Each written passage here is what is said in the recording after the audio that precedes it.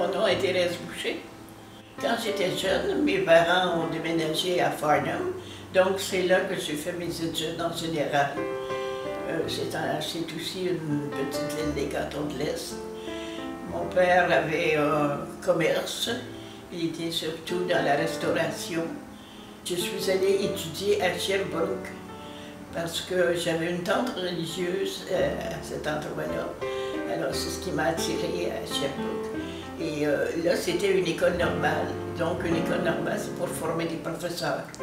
Alors c'est comme ça que je suis entrée dans l'enseignement. Alors j'ai été là pendant 3 ans à peu près. Et ensuite, je suis revenue à mes amours, à Farnham. Et ensuite, j'ai commencé à enseigner. Au souvenir de l'enseignement, c'est la communication avec les jeunes. C'est ce qui était intéressant dans l'enseignement. Et c'est aussi de leur inculquer des choses nouvelles, d'enseigner les matières commerciales. Ça comprenait le français aussi parce qu'il fallait corriger toutes les fautes d'orthographe que les élèves faisaient quand elles passaient de la sténographie à la lecture de leur texte. Mais les fautes d'orthographe comptaient aussi.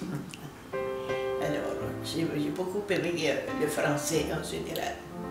Les jeunes qui avaient quand même de l'âge, qui avaient 15 ans, 16 ans, etc. Alors, la discipline n'était pas difficile. Quand on les intéresse d'ailleurs, on est sûr qu'on va les avoir à nous autres, qui ne seront pas portés à manquer d'attention. Quand on est professeur, il s'agit d'intéresser les élèves. C'est la grosse chose. C'est très important dans la vie. Parce que c'est former des gens, puis leur montrer à gagner leur vie aussi. Parce qu'enseigner les matières commerciales, ça veut dire qu'on les forme pour gagner leur vie plus tard. J'ai eu 100 ans le 12 mai dernier. Je trouve ça un peu extraordinaire d'avoir vécu tout ce temps-là. Il me semble que c'est pas vrai. Ma famille m'a fêté. Et dans la maison ici, nous avons organisé un repas au sous-sol. C'était bien charmant.